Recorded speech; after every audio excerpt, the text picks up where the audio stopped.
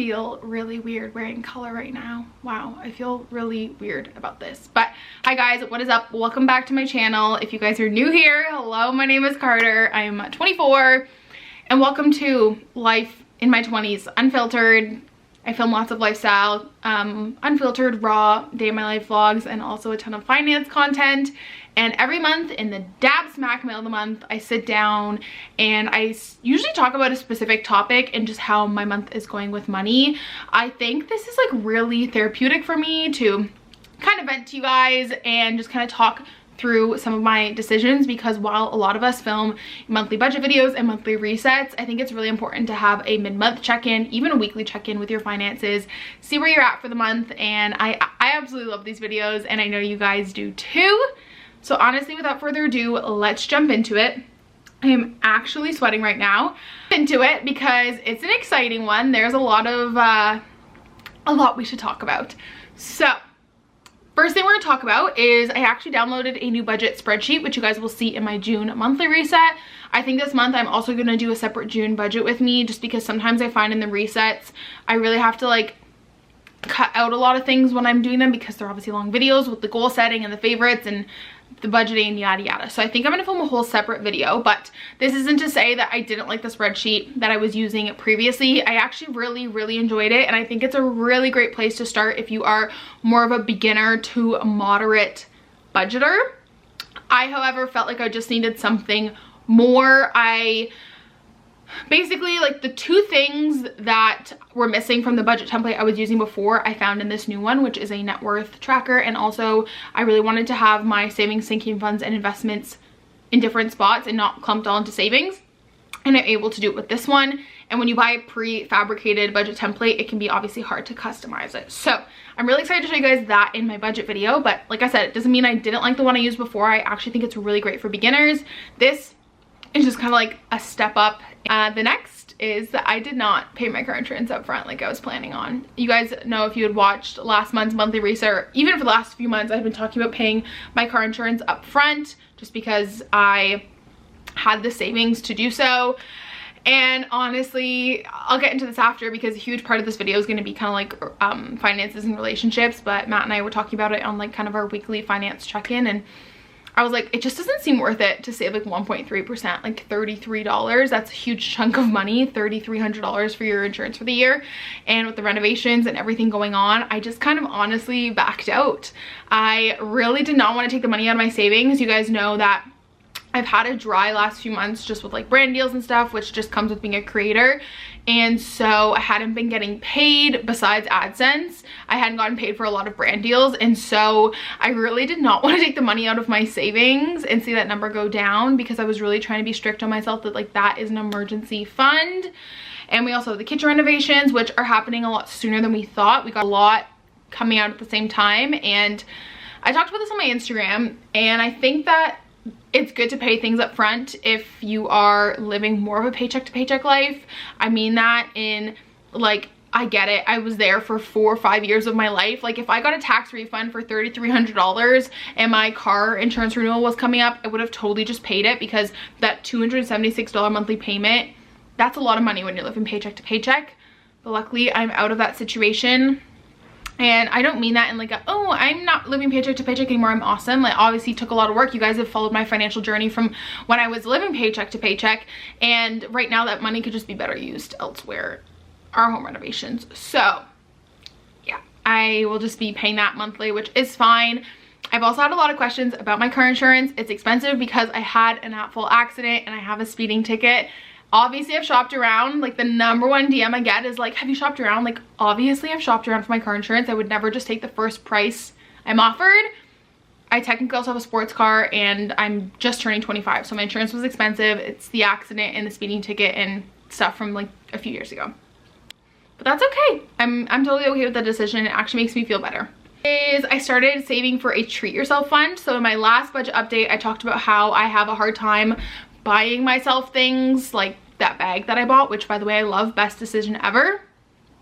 And a lot of you guys recommended, like, obviously I have like my monthly spending money, we'll call it, my spending budget, right, when I go to like the bookstore and stuff, but I didn't have like a treat myself fund for when these big items come up. So I started one. I just changed the name in one of like my buckets, I call them, on RBC. I just have a few checkings accounts that are like no fee, and you can rename them. So I named one my treat yourself account, and that will also probably serve as like when I get my hair done and stuff, as a sinking fund. So I've been putting $100 a month into there, and then this month I sold some stuff on Facebook Marketplace, so I put the extra $100 in there.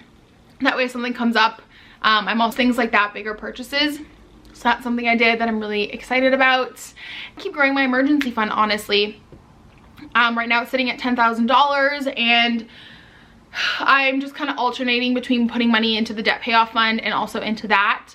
To be quite honest with you guys, I am slowly saving for a wedding, which sounds probably kind of silly considering we're not engaged yet, but weddings are extremely expensive. We don't want anything huge and elaborate, but I can't rely on anyone helping us. I don't think you should ever have that assumption. And so I want to do my due diligence and just be putting a bit more money aside into our emergency fund, which ultimately we can use some of that for a wedding down the line. I don't think there's any harm in saving for that now. If you've had that conversation with your significant other, that obviously like you guys will get married down the line, which Matt and I will. We just don't know when. But I am going to start putting just more money into my emergency fund so that when the time comes, we can start pulling from that. And if people want to help, great, but there's obviously you should never rely on family helping you. I would never assume that family is going to help us. I just am going to assume we're paying for the whole wedding. So that is that update. I think we've kind of realized a lot of things this month. It's been a really good month for us.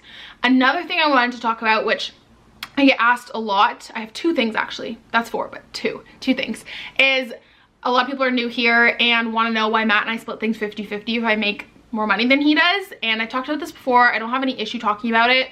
Obviously, I share my finances on the internet, but Matt doesn't, which is why you guys don't see Matt's budgeting, and we actually do our finances separately, which is something I'm going to get into after when I talk about doing finances as a couple, married, relationship, whatever. We do all of our bills 50-50. The reason for that is I have more debt. I have a car payment, my car insurance is higher, and so I have additional bills every month compared to Matt. So we split our bills 50-50, right down the middle. You're gonna say, Carter, that's not really fair because you make a lot more money. Yes, but it's sporadic money, so it's not consistent. I can't really say I'm gonna pay the whole mortgage, because if I don't have a brand new payment, I can't pay the whole mortgage on my corporate salary. But the way we see it is, obviously you guys know I'm really good at saving, and yes, I do treat myself. I buy books, I occasionally buy Lululemon, but I'm really good at putting money aside. And the way we see it is that my savings are our savings, and what I'm saving for is what we are saving for. And so in the grand scheme of things, it's all the same. We're kind of just like joint saving, but in two separate accounts. We also do our finances separately because I obviously have a business, and it just gets really complicated, and it's just easier to do them separately. But the way I see it is I'm able to throw a lot of money into my savings, which in the long run is savings for both of us, right? Like a debt payoff fund. We're both paying off debt for our house that we own together. We're both saving up for a wedding that we're going to be in together one day, like just stuff like that. So hopefully that makes sense. It makes sense in my head, but I'm not sure if it makes sense out loud. But we basically split our bills down the middle because I technically have more bills, so my debt / bill to income ratio is higher, and the money that I'm saving is technically for both of us because it's going towards the same goals. We just do it separately. So wow, it is so hot in here. I don't think I should have worn this cute little button up, but hopefully that clears that up. Kind of some of the questions I was getting frequently, so I wanted to address those. But now let's talk about budgeting in a relationship or when you're married. And I just want to put a disclaimer that there's no right or wrong. Well, there are wrong ways to do it, but there's also multiple right ways to do it. And I'm just going to share what works for us without going too deep into like Matt's finances and stuff, because obviously he doesn't put his life on the internet. I do. I got my computer because I've made some notes. But let's talk about finances in a relationship. I don't really have like steps on this. I'm just gonna kind of be rambling. I know you guys kind of like these videos to have on in the background, so that's what I'm gonna be doing. I think the first step is you have to be okay having uncomfortable situations. Matt and I talked about finances from the get-go. It was something that we were like, this is important to us. A lot of relationships and marriages end in divorce because of finances and miscommunication. So that was something that was really big to us to talk about since day one. I wanted to give you guys 3 good like starting cues to bring up in a conversation about this, like 3 conversation starters about it. So the first one is, this is what my current money situation looks like. So obviously when you like move in with someone, you need to sit down, you both need to talk about, this is my current money situation. I have debt, I have student loans, blah, blah, blah, blah, blah. If you want a relationship to work, you have to be honest about it. And a caring, thoughtful partner will be, okay, you have debt, let's tackle it, let's figure this out, right? The first thing to talk about. The second thing to talk about is, these are our money goals. What do you guys want to achieve as a couple? And the third is, how are we going to handle our finances? Are we going to do the 50-50 thing? Whoever makes more money pays more, blah, blah, blah, blah, blah. I think those are 3 good like starting points and conversation starters to have about it. I think it's also really important to trial and error what works for you, whether it's splitting bills, taking turns paying. For example, when Matt and I first moved out, we split everything down the middle. Going out for dinner, getting coffee, getting groceries. We quickly realized that splitting our bills worked, but splitting everything else didn't, because aren't those people who are like, oh, you owe me $2.75 for a coffee. Like, we're not that there's anything wrong with that, but we're just not those people. Does it differently. If we grocery shop together, which we don't often do, only Costco, we'll split it down the middle. If I get groceries, if Matt get groceries, we just pay for it.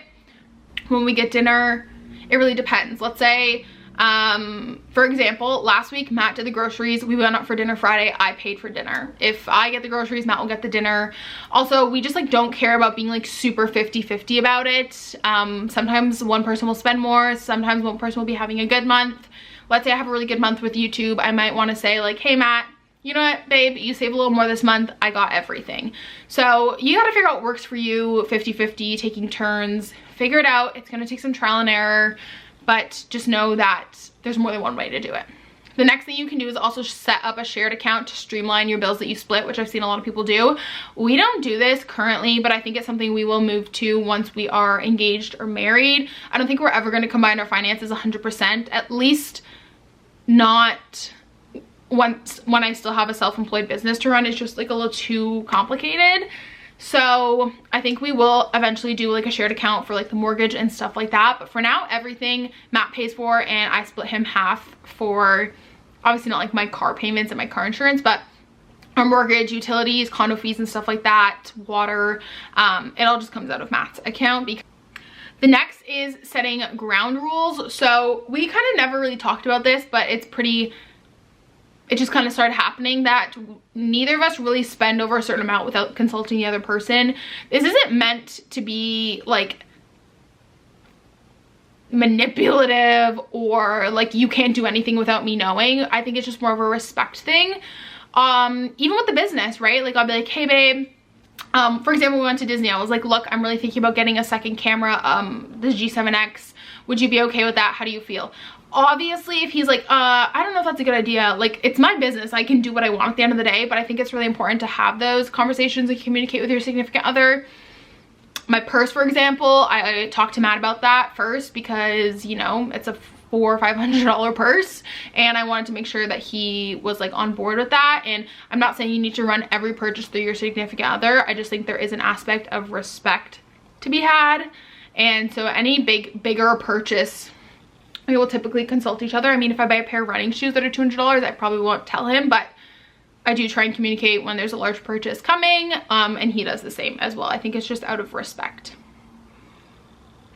I think keeping separate accounts is okay as long as you are good communicators. We made it since day one important that if we were going to keep separate finances, we wanted to communicate, and we typically have like a bit of a weekly check-in. We usually do it on our evening walk with Stella, and it might be once a week, it might be bi-weekly, it might be once a month, but we often do check-ins and see how we're feeling about finances, if we're feeling stressed, anxious, if we're feeling good. If one of us has made a bit of extra money, what are we going to do with it? What are our goals coming up? How are we doing on our goals? Let's check in on our goals. I think it's really important to communicate, especially if you have separate finances. So I also recommend having some kind of check-in once a month, bi-weekly, every Sunday, who knows, but figure out what works for you. Maybe you guys have a joint budgeting spreadsheet, but you do finances separately. Figure out what works for you. Like I said, a lot of trial and error. But overall, I think Matt and I do a really good job at discussing finances, but I do want to point out that there's times where we don't agree, and that's life. That's normal in a relationship. You're not going to agree on everything. It does take ongoing work, right? It takes a lot of check-ins. It takes being honest with our emotions. I'm feeling anxious. We're doing the kitchen renovations. Maybe I'm feeling really stressed about money and we need to take a deep breath, right? Or maybe we should eat at home this week. Or even when maybe the other person spent a bit much, like Matt will reel me in. He'll be like, girl, you've been home since a little too much. We didn't need any of that stuff. Like, you need to reel it in, reality check. Totally normal to not like 100% of the time agree on things, and you're gonna have disagreements, and you're gonna have to communicate and work through them, and also be receptive to how the other person is feeling. It's really important to play up the other person's strengths. So for example, Matt's strength is investing. He's really interested in it. He loves learning about it, so he takes the reins on that. What do I have a strength in? Spending money? No, I'm just kidding. But stuff like that, right? Like if you're really interested in investing, maybe you handle that. Or I personally love the budgeting aspect. I love budgeting, so I go through all the credit card bills and I budget everything out because that's my strength and what I'm interested in. So I think it's really important, if it's going to be such a sensitive subject, or you're kind of just starting to open up about finances in a relationship, to like play each other's strengths so that you feel very included. I feel like talking about your goals and your financial plan is a great way to bond with your significant other if you view it that way. And I know it's a very taboo thing to talk about, but I think it's super important. Like I said, for Matt and I, it was like the base of our relationship, open communication about finances, like forever and ever. I think that there is no right or wrong way. Well, like I said, there is like wrong ways, but there's a lot of right ways to handle your finances in a relationship. And the best approach at the end of the day is not what I say, but it's what works for you and your partner. So hope you guys enjoyed this little monthly money update. I feel like there was a lot of good points this month. Let me know down below if there's a certain topic you guys want me to talk about. You guys know I usually do like my budget update and then I talk about a specific topic. Let me know what you guys want to see. Give this a big thumbs up if you enjoyed. Subscribe if you haven't already. I upload 3 times a week, and I'll talk to you guys next time. Bye.